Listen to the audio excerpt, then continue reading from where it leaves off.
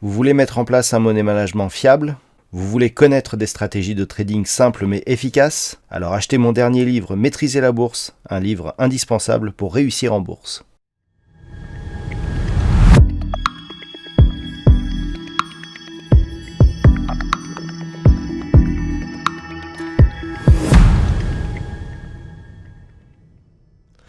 Bonjour à tous et bienvenue sur boursicoté.com pour cette nouvelle analyse technique du CAC 40 en clôture avec une nouvelle séance de hausse aujourd'hui, puisqu'après avoir ouvert un gap qui a permis le franchissement de la zone des 6895 points, eh bien le CAC 40 s'est adjugé une nouvelle séance de hausse en venant ici au contact de la zone des 7015 points et avec un petit retrait donc qui lui permet de clôturer à 6980,26, le CAC 40 regagne ce soir 2,11% par rapport à la clôture de la séance précédente. Donc on est ici dans une phase de rebond technique.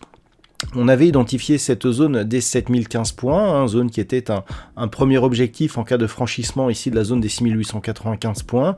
Et donc on voit qu'on est bien encore sous la moyenne mobile 20 exponentielle après ce contact ici sous la bande de Bollinger inférieure. Et pour l'instant, eh bien, cela ne nous permet pas de dire que l'on est sorti ici de cette dynamique baissière.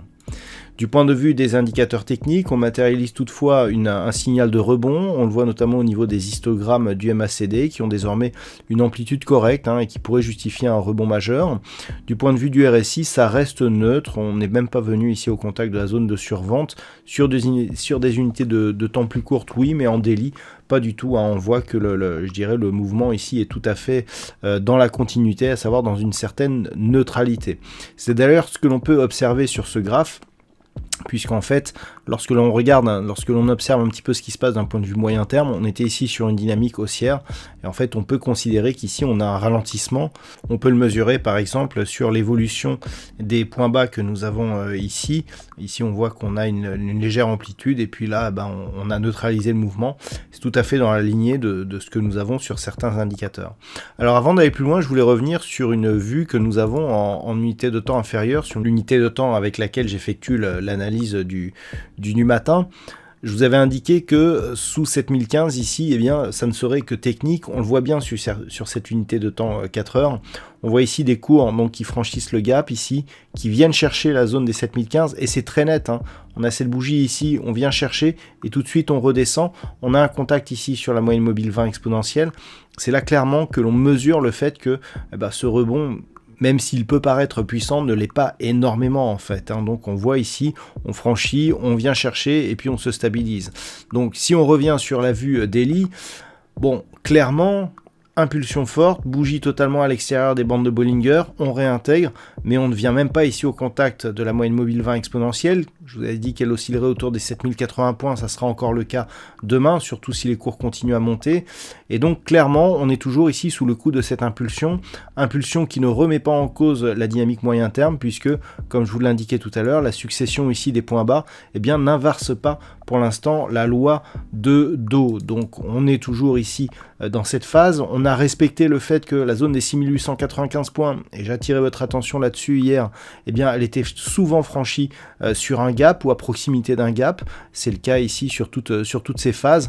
On a un gap ici, on a un gap là, on a deux gaps ici.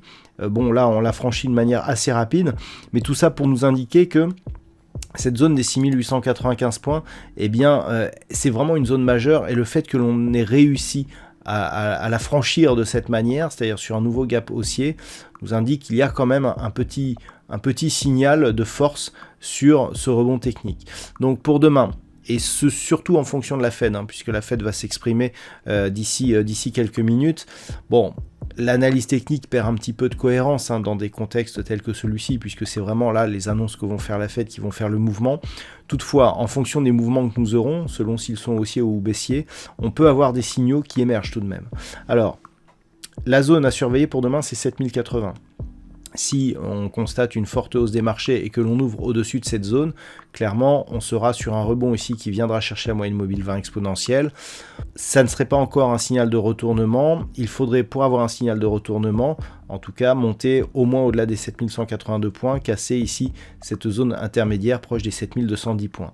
Tant que l'on est en dessous, on reste sur des rebonds qui, plus les cours vont remonter, plus le rebond, je dirais, va prendre de la puissance et plus cela va affaiblir l'impulsion baissière. Mais ce n'est vraiment que sur 7210 que l'on aurait un vrai retournement.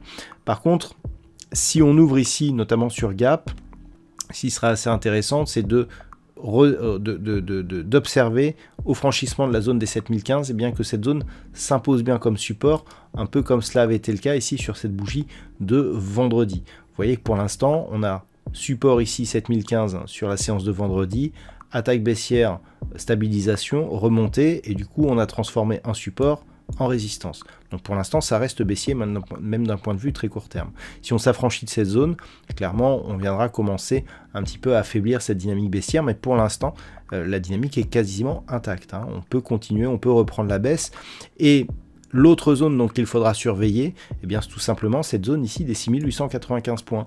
Pourquoi ? Parce que après avoir franchi cette zone sur Gap, si on vient recasser ici à la baisse, eh bien, on annulera donc les effets du rebond, et puis surtout on comblera ce gap qui était haussier, et on aurait donc un signal ici qui viendrait eh bien, nettement affaiblir ce rebond, voire l'inverser. Alors je ne vous parle pas d'une ouverture sur gap baissier sur la zone des 6895, là les signaux seraient vraiment rouge vif, et on pourrait viser une cassure prochaine et probable de la zone ici des 6751 points. Voilà donc ce que l'on peut dire sur cette configuration technique. Alors, d'autres informations, nous pouvons évoquer que dans le palmarès de cette séance, nous avons énormément de valeurs technologiques. Le palmarès du CAC, il est très clair. Dans les 3 premières places, on a Renault, Airbus et Stellantis, donc des valeurs industrielles. On a aussi des bancaires qui ne sont pas très loin. Alors peut-être des spéculations sur justement l'action de la Fed. Si le taux remonte, c'est plutôt favorable pour les bancaires. Mais en tout cas, ce que l'on peut voir, c'est que la hausse a été généralisée. Il n'y a qu'une valeur du CAC, je crois, qui restait en baisse. On notera aussi la forte baisse d'Orpea, qui se retrouve au centre d'un scandale, puisqu'il y aurait des révélations dans un livre qui est à paraître. Donc c'est un titre à surveiller. Mais globalement, le rebond ici a été partagé. Et même si on a une hausse des volumes, mais ces volumes ne sont pas très très puissants par rapport à ce que l'on avait sur l'impulsion ici baissière. D'un point de vue statistique, eh bien, la configuration elle est haussière pour demain. On a une probabilité que l'on quantifie à 55% de probabilité haussière à partir du niveau d'ouverture. Par contre, le potentiel est relativement moyen. On a très peu de potentiel, et je peux même dire que pour demain c'est certes positif, mais pour les jours suivants, par rapport au niveau d'ouverture de demain, eh bien ça se neutralise pas mal. C'est-à-dire le meilleur potentiel en fait il est pour demain. Donc on voit ici que même statistiquement cette configuration elle nous permet pas totalement de croire à un rebond majeur de la dynamique.